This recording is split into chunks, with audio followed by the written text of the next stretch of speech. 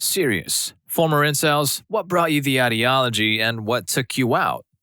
I don't know if I was ever properly one. The term didn't exist when I was at my most forlorn state of love, but even still, I never went off the deep end into any one stereotype territory. Maybe I did, can't judge myself too accurately there. In a lot of ways, I was a proto neckbeard. Back in high school and the start of college, about 14 years back, I took it upon myself to be the hat guy. Still have a collection, I might dust it off sometime. I didn't do it to be cool per se, and I like to think I just genuinely liked all my hats, but I can't pretend I didn't make it a point to wear one when I was going out to meet people for the first time.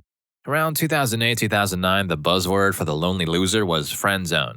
I can't say I ever really bought into it because, well, I never was close enough to any one woman to be friend zoned. I was never a nice guy, but definitely had some friends that were. One thing that helped me more than anything else was having some nice guy slash neckbeard friends. Despite all my depression and loneliness, I was never hateful. The hatefulness really made me cut ties with some bad mindsets.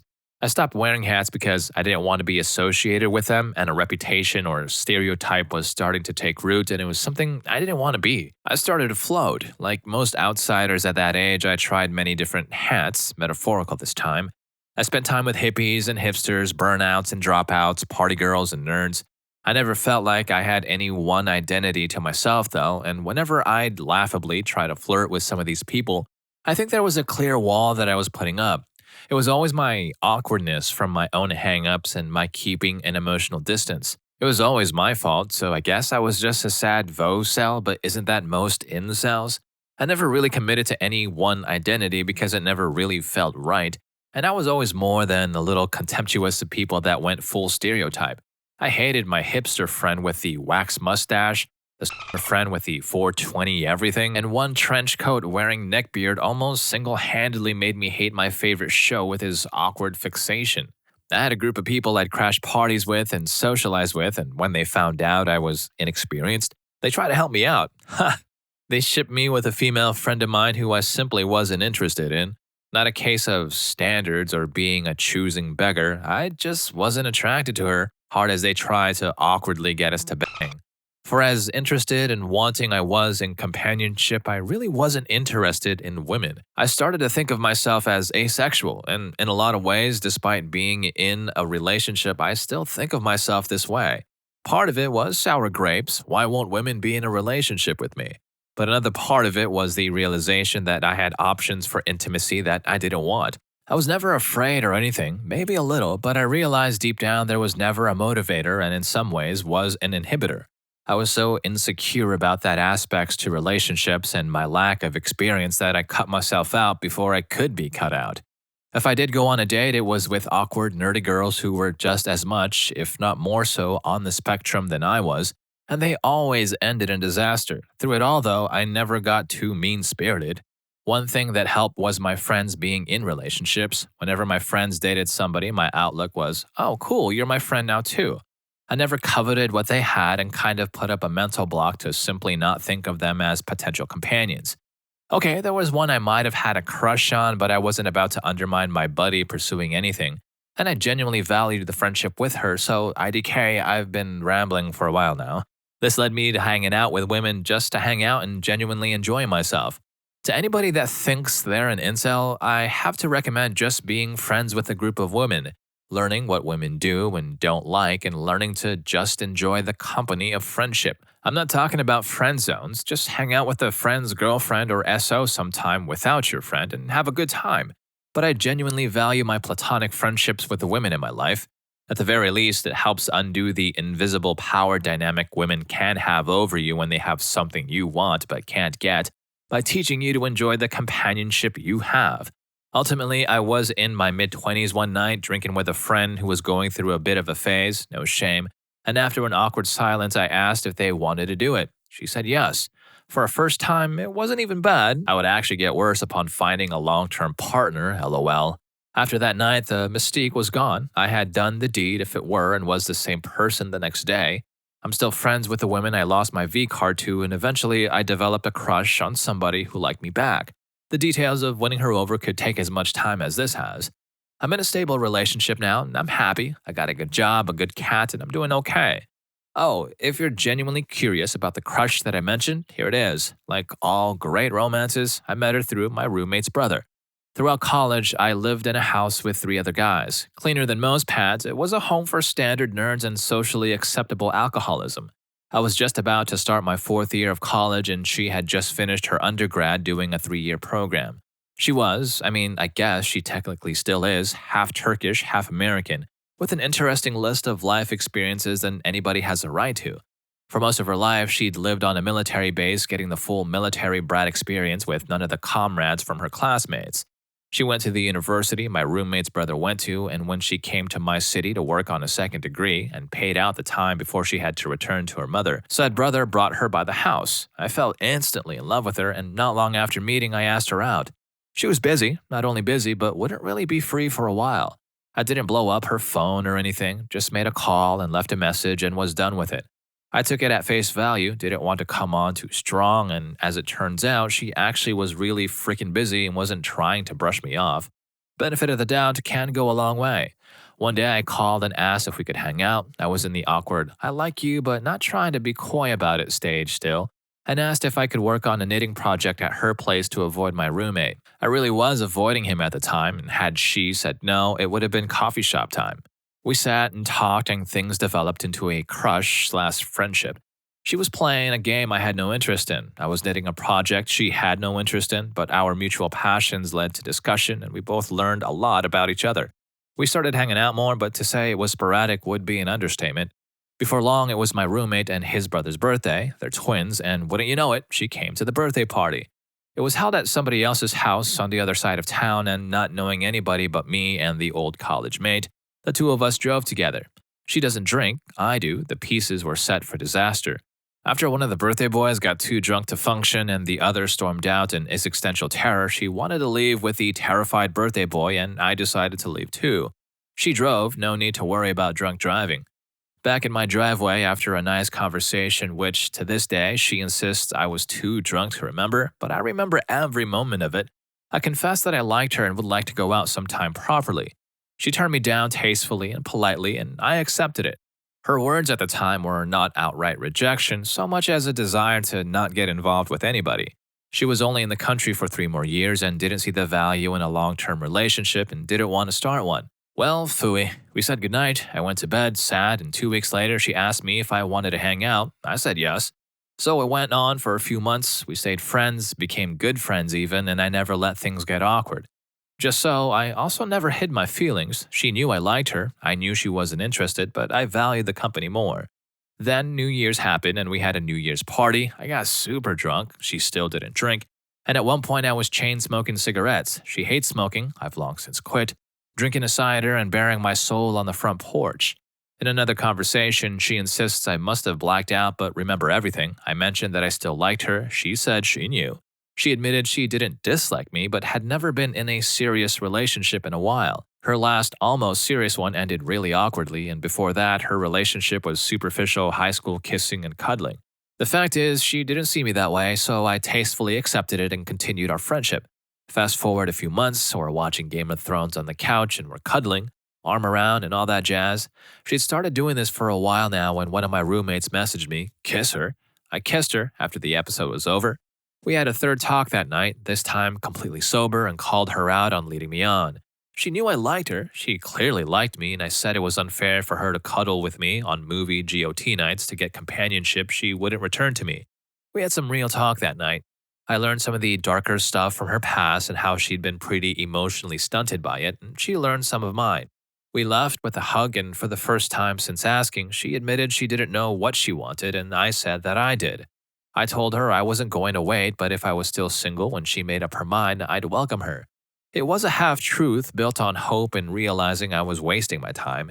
I really would be there for her, but I was ready to move on if something else ever came my way. I went on a few first dates with other people, but realistically, nothing else ever presented itself. Finally, after a summer of helping her move, mediating between her and her roommate's knife-wielding lover and her gradually putting on more advances when we hung out, we kissed again the November of that year and did it.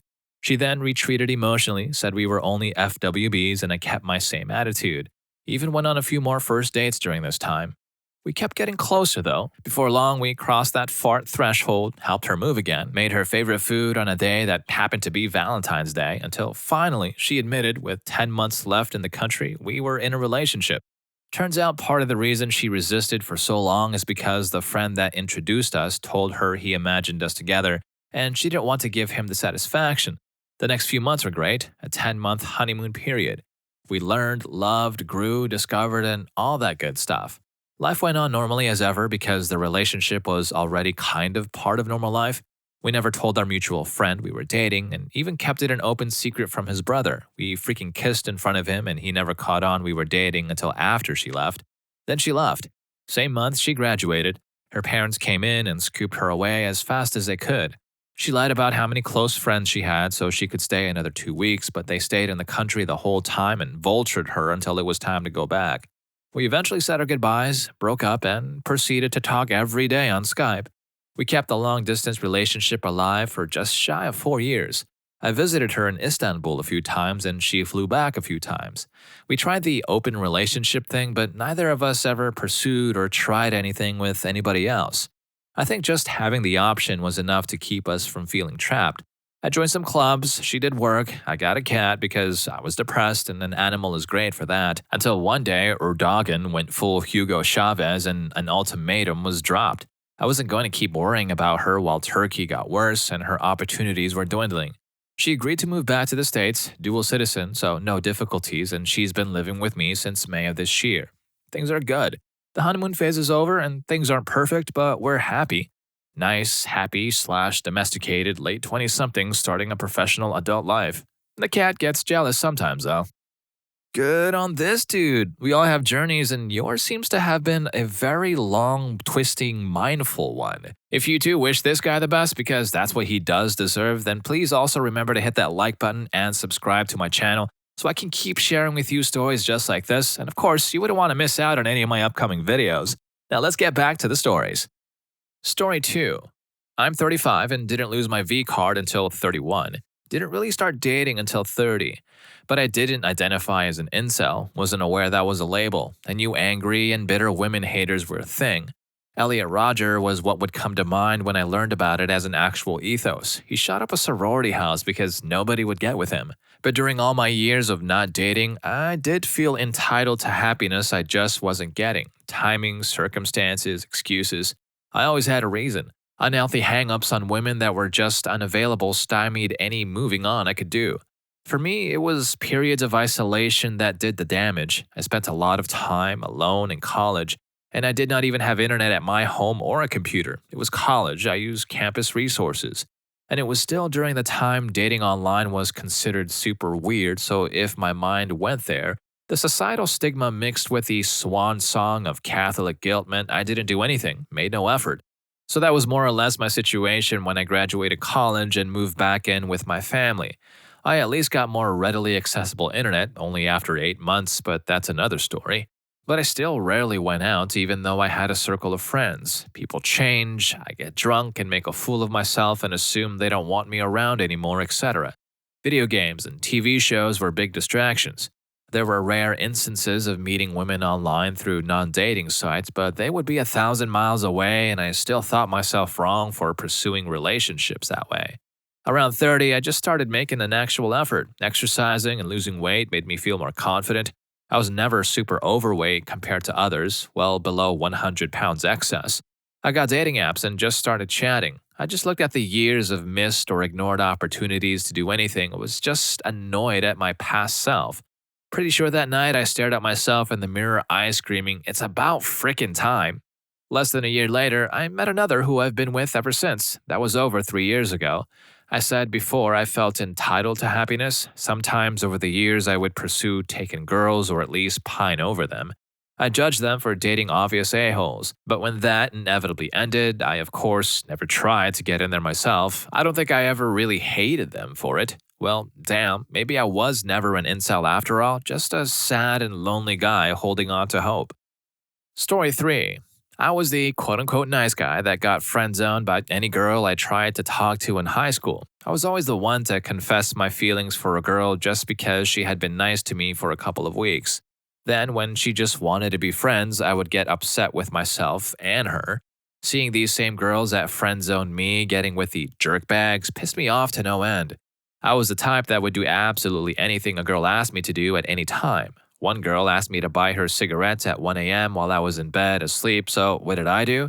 I drove straight to the gas station and then 15 minutes later to her house and was met with the half hearted hug and a thanks. I couldn't understand why these girls didn't want to sleep with me. Eventually, I realized I was the one putting myself through all this emotional trauma. I decided I was going to work on myself and not care what girls thought. I realized my hair was always messy and uncut, my clothes were old and fit poorly, and I'd been wearing the same beat up shoes for several years. Not only that, but I was scrawny as hell. So I hit the gym, went from 150 pounds to 195 over several years. I'm 6'2" for reference. And at the same time, I started caring about my physical appearance. I started getting a fresh haircut every 2 weeks, bought clothes that fit well, and showed off my gym gains, and my confidence went way up. Having the confidence to not care whether a girl liked me back or not was the real game changer. I'm now at the point where I don't really hit on girls too much. The ones I talk to usually come to me first. I look back on all my old mistakes, and one piece of advice I can give is don't give a crap about anyone else but yourself. If you invest all of your own self-worth into what a girl thinks about you, you're gonna have a bad time. I think it's the investing all their self-worth into what a girl thinks about them bit that really messes them up. Story 4. For probably 10 years or so, I was an incel and didn't realize it until I found r/forever alone and got caught up in an echo chamber. I was constantly drinking alone at home and wondering why no girls would talk to me or go out with me or even give me a phone number for the most part. I mean, hell, was I not a nice guy? A proper gentleman? Being nice to all of these ladies and they weren't responding in a manner I felt they should because I was so nice all the time. I was doing stuff for my coworkers and they weren't appreciative enough. I'd be talking to a girl and find out that they had a boyfriend and be so pissed that I was doing all this nice stuff for them, and there was no way that they'd return the favor by giving me a mouth hug or sexy times. Not fair, right?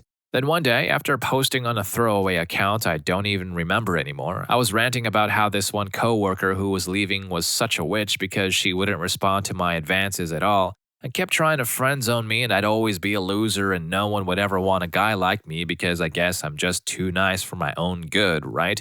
And some dude responded with something along the lines of, if you're only doing nice things because you think someone is going to reciprocate with intimacy, you may not actually be a nice person, just a nice guy, and nice guys suck. I think they even linked, or I found soon afterwards, a website about nice guys and why that what you're doing is kind of a jerk move, and maybe if you were just doing nice things for people because you were nice and not because you're putting nice coins into a vending lady to maybe show her how special you are, you could find someone not repulsed by your overbearing, creepy antics. So I worked on ways to be more confident in myself, improved my grooming, fat, lazy slob over here guys wondering why 8s and 10s wouldn't date smelly, sweaty me. Got my hair cut, I hadn't been to a barber shop in probably 6 years at that point, and stopped treating women as some prize I had to win and more like people like me except they have chests. And I got a girlfriend after around a month of that I still have to this day. Story 5. I'm shy and awkward and used to fall hard for anyone who was nice to me. One girl really took advantage of this, saying she wanted to date eventually, just not right now. I did so much for her, thinking it would lead to a relationship. I bought her things, fixed her car, lent her money that I knew she'd never repay. I was absolutely heartbroken when she started dating someone else, but we remained friends and I got to hear all the reasons her new guy was awful. So I held out, thinking they'd break up and I'd have a chance. That never happened, and I ended up feeling used. I didn't take any responsibility for myself and blamed her entirely. After that, I jumped into a relationship with another girl who cheated, manipulated, and was cruel to me. I saw this as a pattern and tried to find some reason for why it had happened to me when the people around me all seemed to do well with dating. Again, I blamed external factors. I started down a path of seeing women as some sort of trophy for success. Being nice didn't matter. It would actually show weakness and hurt your chances. But what changed all that was when I joined Tinder. As strange as it sounds, I joined with the intention of just trying to do casuals for the first time. But almost everyone I talked to was so nice and seemed genuinely interested in me, even if I wasn't the best looking or the wealthiest guy in the world. I hope you enjoyed the stories in this video, and if you made it this far, I'm sure you're also going to enjoy what are the real problems with incels. Story 2 was insane. I'll see you in that video, and thank you for watching this one.